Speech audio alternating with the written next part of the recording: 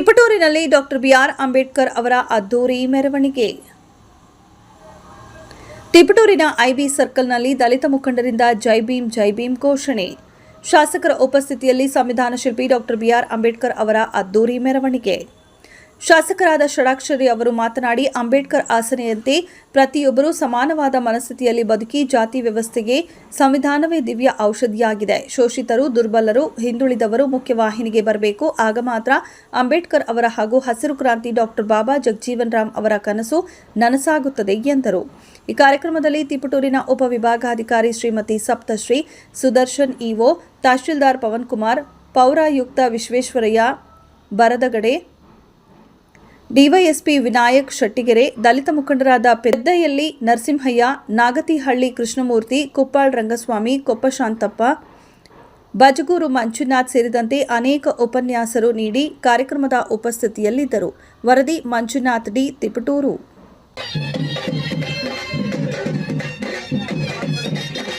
ಕಾರ್ಯಕ್ರಮದ ಉದ್ಘಾಟನೆ ನೆರವೇರ್ತಾ ಇದೆ. ಉದ್ಘಾಟನೆಯನ್ನ ನಿರ್ವಹಣೆ ಮಾಡ್ತಾ ಇದ್ದಾರೆ ಮಾನ್ಯ ಶಾಸಕರು, ತಿಪ್ಪೂರು ವಿಧಾನಸಭಾ ಕ್ಷೇತ್ರ, ಹಾಗೇನೆ ಯಮುನಾ ಧರಣೀಶ್ ನಗರಸಭೆ ಅಧ್ಯಕ್ಷರು ಹಾಗೂ ಅವರೊಟ್ಟಿಗೆ ವಿವಿಧ ಇಲಾಖೆಗಳ ಅಧಿಕಾರಿಗಳು, ವಿವಿಧ ಸಂಘಟನೆಗಳ ಎಲ್ಲ ಗೌರವಾನ್ವಿತ ಅಧ್ಯಕ್ಷರು.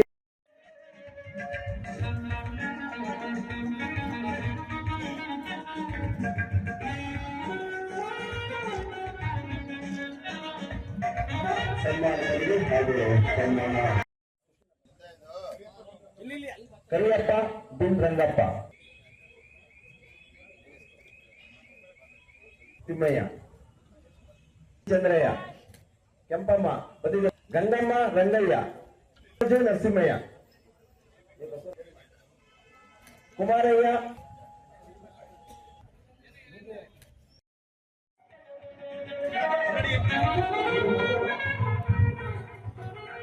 ಸನ್ಮಾನಿತರಿಗೆ ಪೂರ್ವಕವಾದಂತಹ ಧನ್ಯವಾದಗಳನ್ನು ಸಲ್ಲಿಸ್ತಾ ಒಂದು ಕಾರ್ಯಕ್ರಮ ನಗರಸಭೆ ಪಂಚಾಯತಿನ ಮುಖ್ಯ ಆಡಳಿತ ವತಿಯಿಂದ ಆತ್ಮೀಯ ಯಾರು ಮಾಡಿದಾಗ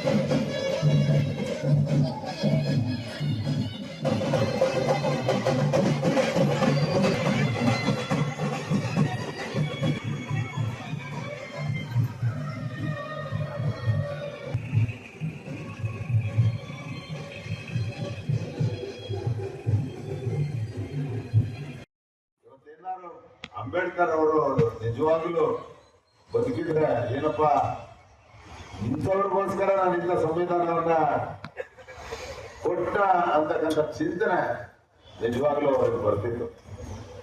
ಅವರು ನಮ್ಮನ್ನು ಅಗಲಿಗೂ ಹೋಗಿರ್ಬೋದು, ಅವ್ರು ಕೊಟ್ಟಂತ ಕೊಡುಗೆಗಳು ಸಾರ್ವತ್ರಿಕವಾಗಿ ಯಾವತ್ತೂ ಸದಾ ಇರ್ತದೆ. ಅದರ ನೆರಳನ್ನಾರು ಅವರು ಜನರು ಅರ್ಥ ಮಾಡ್ಕೊಂಡ್ಬಿಟ್ಟು ನಡೆದ್ರೆ ಖಂಡಿತ ಈ ರಾಷ್ಟ್ರಕ್ಕೆ ಒಳ್ಳೇದಾಗ್ತದೆ.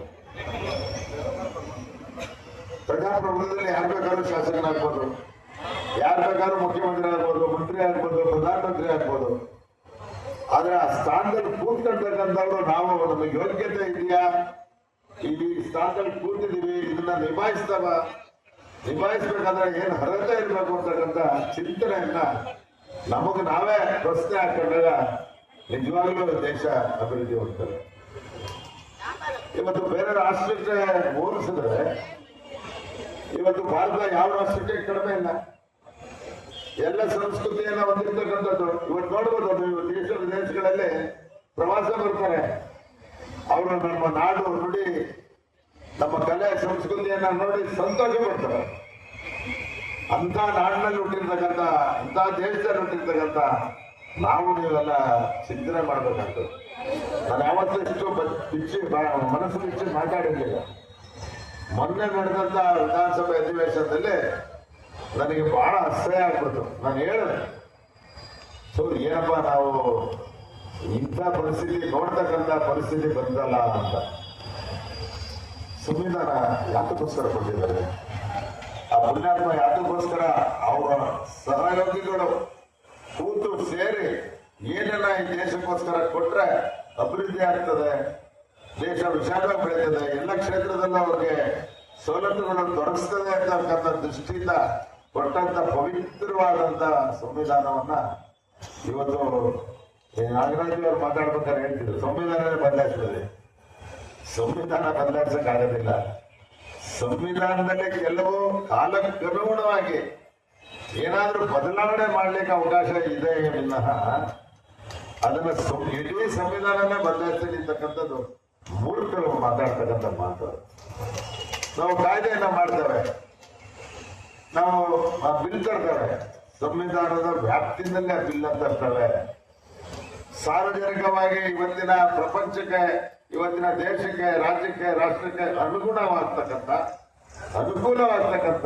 ಸಹಾಯ ಆಗ್ತಕ್ಕಂಥವನ್ನ ನಾವು ಸಂವಿಧಾನದಲ್ಲಿ ಬದಲಾವಣೆ ಮಾಡ್ತಾ ಇದ್ದೀವಿ ವಿನಃ ಸಂವಿಧಾನನ ಬದಲಾವಣೆ ಮಾಡ್ತಕ್ಕಂಥ ಶಕ್ತಿ ಯಾರಿಗೂ ಇಲ್ಲ. ಸಂವಿಧಾನದ ಒಳಗೆ ನಾವು ಮಾಡ್ಕೊಂಡಿರ್ತಕ್ಕಂಥ ಕೆಲವು ನ್ಯೂನತೆಗಳನ್ನ ನಾವು ಅಳವಡಿಸಿಕೊಂಡು ಕಾಲಕ್ಕೆ ತಕ್ಕಂತೆ, ಈಗ ನಾವೆಲ್ಲ ಕೆಲವು ಶೈಕ್ಷಣಿಕ ಕ್ಷೇತ್ರದಲ್ಲಿ, ಕೈಗಾರಿಕಾ ಕ್ಷೇತ್ರದಲ್ಲಿ, ಎಲ್ಲ ವಿವಿಧ ಕ್ಷೇತ್ರಗಳಲ್ಲಿ ಏನು ಕಾಲಕ್ಕೆ ತಕ್ಕಂತೆ ಬದಲಾವಣೆಗಳನ್ನು ತರಬೇಕು, ಅದನ್ನ ನಾವು ಮಾಡ್ತಿದ್ದೇವೆ ವಿನಃ